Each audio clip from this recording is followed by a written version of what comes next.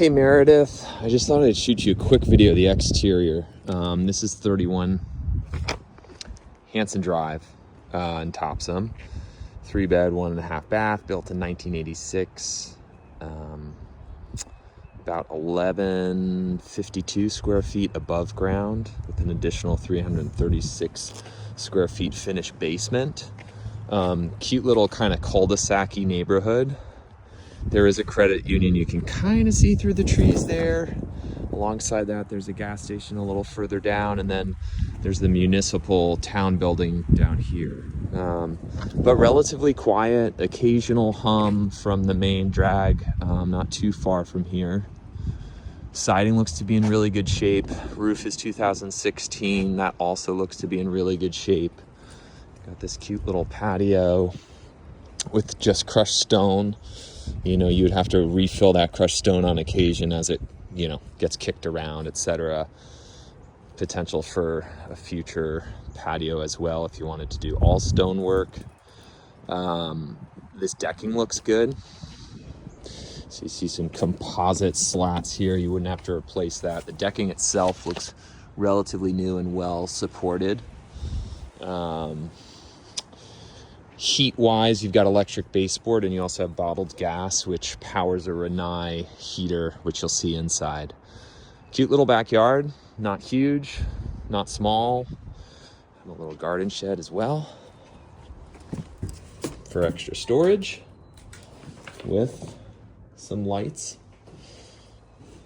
And a little breaker.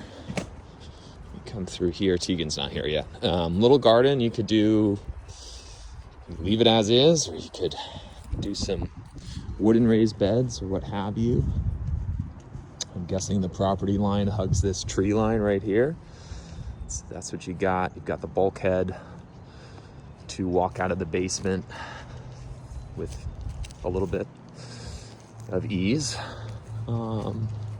Rhododendrons in the front. Are always pretty, especially in the summer. Again, this is the street, very residential, no sidewalks, but very cute.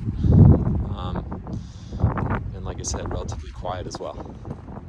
Okay, so from the patio, we're gonna work our way up. This is a pretty good size landing. You could probably put a chair or two out there. Walks directly into the kitchen. So this is the side door, probably what you would use primarily. Butcher block countertops. Appliances are all relatively new. This one being an electric range, little microwave up top. Pretty decent storage for the kitchen. Kind of the black theme for the appliances. Double basin sink. Looks out to the outside, which is nice. Then you've got your dining room. A little bit of a textured ceiling, not popcorn. It's not too bad. It looks freshly painted. The interior looks very well maintained. They have what looks to be, just a removable shelving system they're using as a little tiny mudroom, so to speak. Your Rinnai heater, so that's working off the propane that you saw back.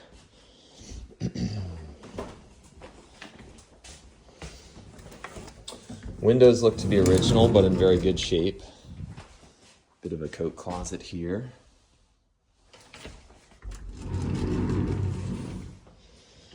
Swings around to the front door. Classic Cape style, so front, right up the stairs, and then a circular pattern to the first floor layout. Your electric baseboard, nicely painted. Bit of a bedroom here, or an office space. Again, sliders for closet. Pretty good distance to the nearby neighbor. You only have that neighbor on the one side, not on the other. Here's the bath. Looks fairly new. Marble countertops. Again, fairly new sink setup. And Tegan just entered, so I'm going to say hi to her. There she is. And then a utility closet slash pantry. That's right off of the kitchen. Starting from the kitchen dining room, we're gonna come back around to the upstairs. So you got that one bedroom down, and you got this pretty good landing up. Hardwood floors throughout, which is really nice, I think. This is actually a very nice space. I'm not sure what you would use it for necessarily. They're not using it much, but it's a pretty decent landing space. To your right, you've got, again, marble countertops, tile floor, and just a half bath. So nice to have, especially if you guys would be upstairs or a guest. I'm actually surprised. I mean, these are not bad size for bedrooms of a cape, like a traditional cape.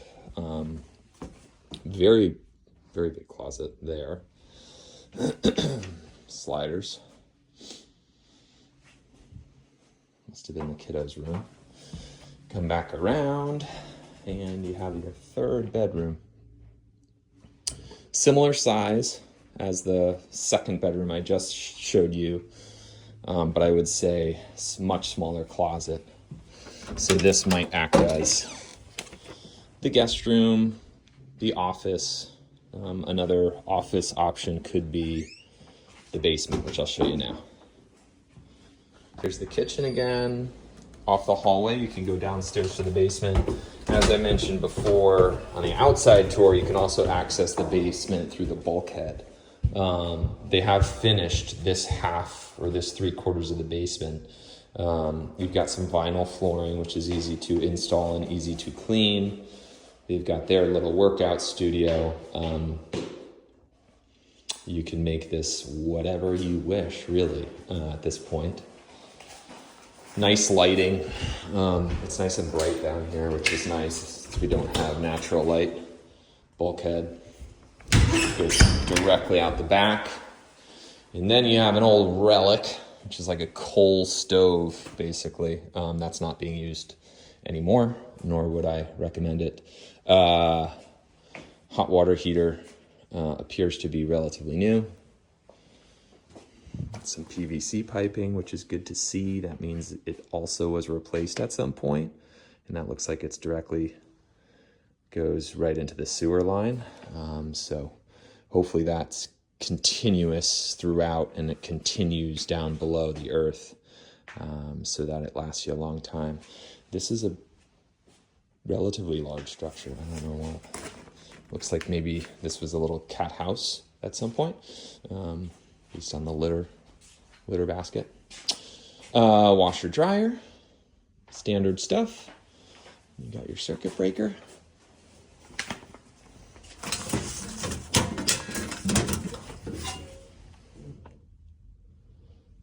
Which looks like 200 amp service, which is good if I'm reading that correctly. And a little built-in workbench, so this would stay, which is kind of nice to have.